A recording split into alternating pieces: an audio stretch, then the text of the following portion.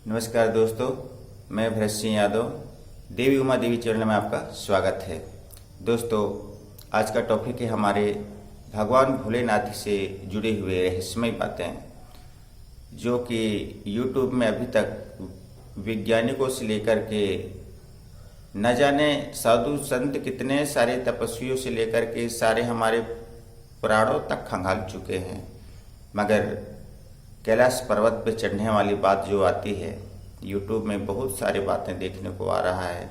मैं भी देखा करता हूँ यूट्यूब, और यूट्यूब में बहुत सारे मेरे को ऐसे वीडियोस मिले हैं जिसमें बहुत सारे गुप्त रहस्य भी बताए हुए हैं। पर दोस्तों, मेरे अध्ययन किए हुए रहस्य मैं आपके सामने पेश कर रहा हूँ कि भगवान भोलेनाथ का वह पावन स्थान जो कैलाश पर्वत है, वह साधारण नहीं है।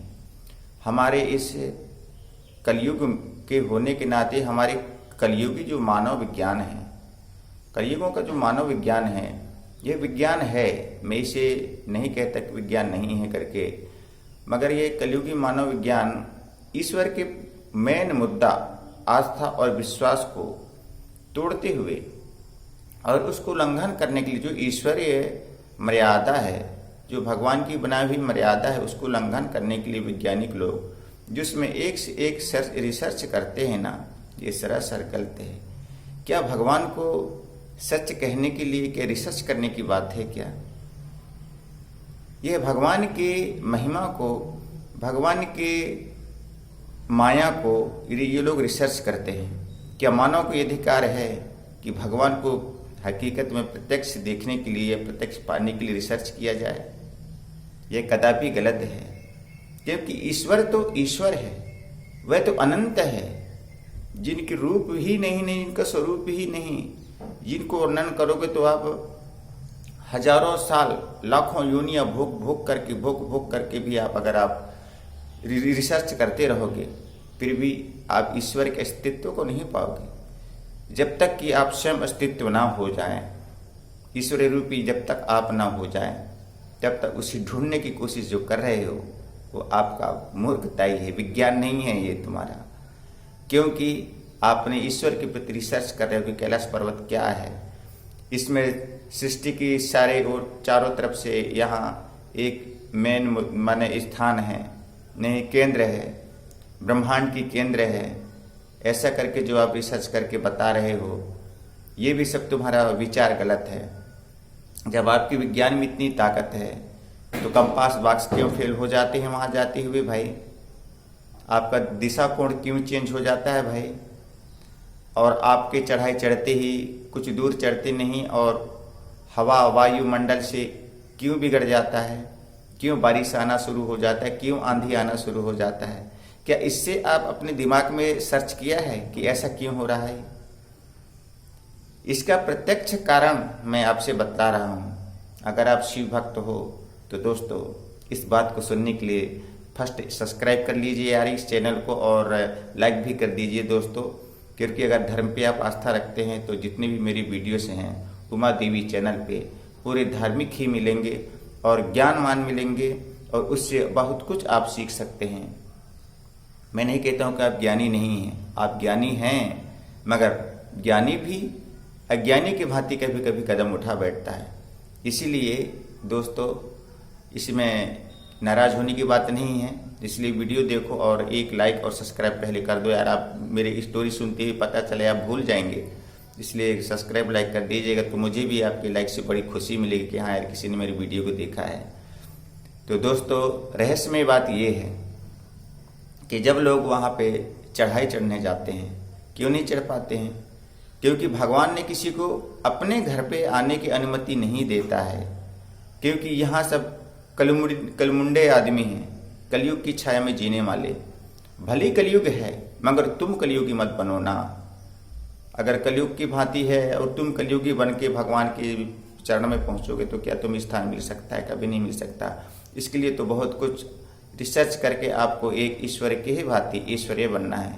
इसमें एक वीडियो मेरा दिया हुआ है कि मनुष्य जीते जी देव शक्ति कैसे प्राप्त करता है। शायद आप उस वीडियो को देखिए तो ईश्वरीय रूपी शरीर को बनाने और पाने के लिए और शक्ति पाने के लिए उसमें पूरा रिसर्च करके दिया हुआ है।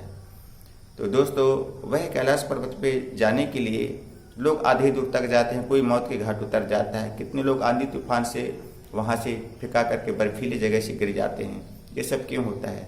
क्योंकि परमपिता परमेश्वर भगवान भोलेनाथ को ये सब मंजूर नहीं है कि कलयुग के काले इंसान मेरे इस स्थान पर पहुंच सके, क्योंकि हकीकत में वहाँ भगवान भोलेनाथ निवास करते हैं और वह सृष्टि की सारे पूरे ब्रह्मांड का वह एक केंद्र है, जहाँ से आपके जितने भी षड्यंत्र हैं, आपकी कंपाक से लेकर जितने भी षड्यंत्र क्यों ना हो, वहाँ इस्तेमाल नहीं हो सकता, उसका यूज ही नहीं हो सकता। वैज्ञानिक भाषा में बोलते हैं वहाँ चुंबकीय माने बीम अधिक ज़्यादा रेडियंस मिलते हैं, इसकी वजह से वहाँ ये सब काम नहीं करता। ये सब विज्ञान की भाषा में है ये सब चीज़ें कि यहाँ चुंबकीय केंद्र है, नहीं यहाँ रेडियो एक्टिवेटेड ज़्यादा है, ऐसा कुछ नहीं है। ऐश्वर्य शक्ति का रेडियंस ज़्यादा है वहाँ, आपका वैज्ञानिक रेडियंस ज़्यादा नहीं है, ईश्वर शक्ति का रेडियंस ज़्यादा है। इसके लिए आपका ये सारी चीज़ें काम करना बंद हो जाते हैं, क्योंकि वहाँ भोलेनाथ किसी को अनुमति नहीं दे सकता। जब आप भोलेनाथ के स्थान तक पहुँचना चाहते हैं तो भोलेनाथ की, मेरे प्यारे भोलेनाथ की तरह बनना ही पड़ेगा, तब आप वहाँ तक पहुँच सकते हैं।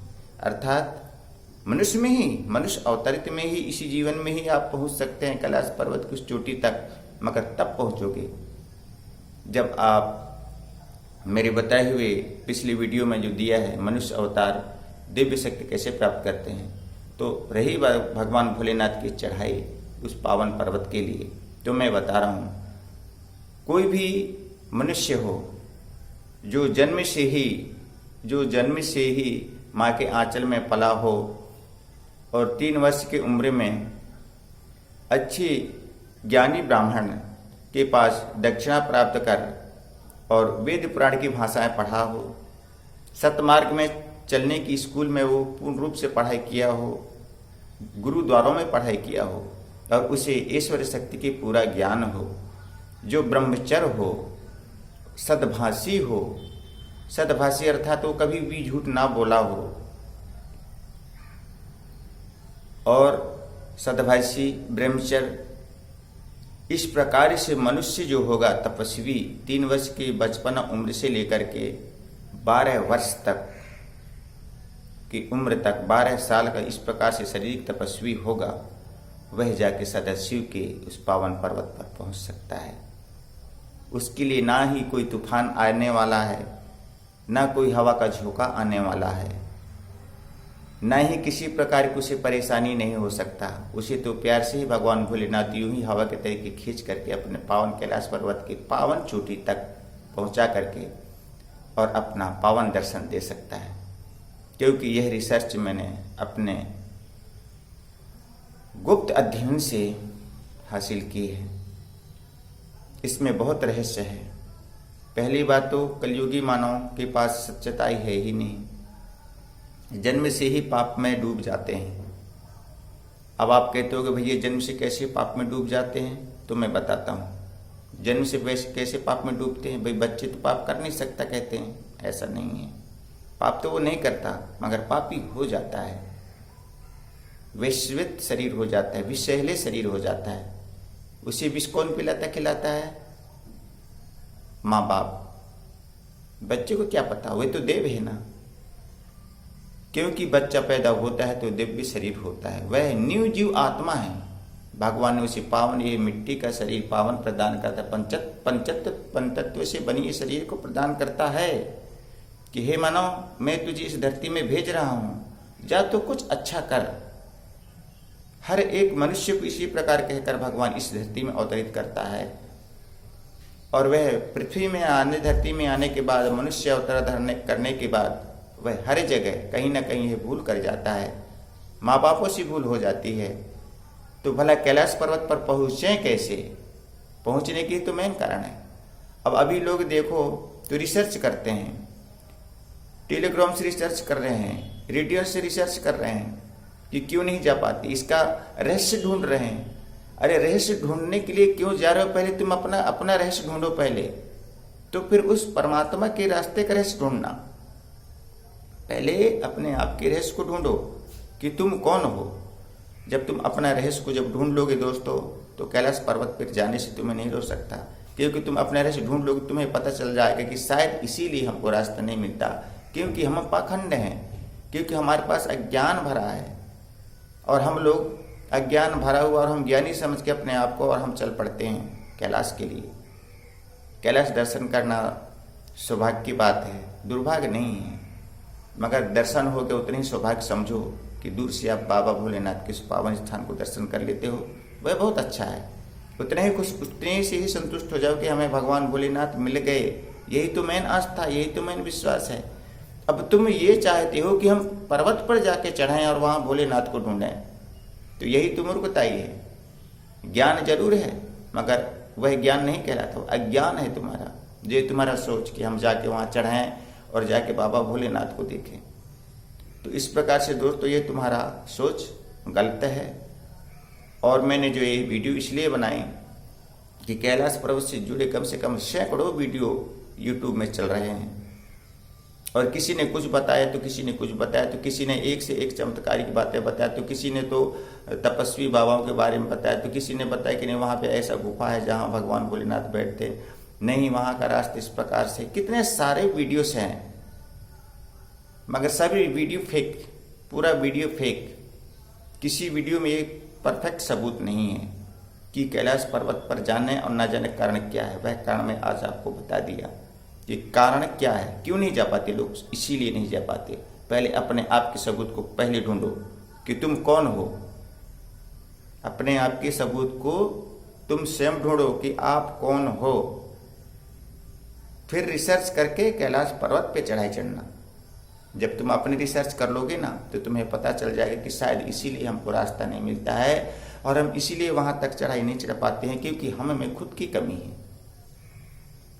कमी यही कि हमारे अस्तित्व का कमी कि हम कौन हैं तो मनुष्य, पर हम उस लायक हैं कि नहीं, कि इस पर्वत पे जाने लायक हैं कि नहीं, इसके बारे में आपने रिसर्च नहीं किया और भगवान भोलेनाथ के लिए रिसर्च करने चल पड़े। यही तो मूर्खताई है। इसलिए पहले अपना रिसर्च कीजिए और इसके पहचान फिर वह वैज्ञानिक लोगों को मैं दावे से कह रहा हूँ, जो रिसर्च करने वालों से मैं कह रहा हूँ। पाखंडों की तो खैर कमी नहीं है, सभी लोग अघोरी हैं, बाबा भोलेनाथ के आस्था में रहते हैं, उनमें भी कमी है।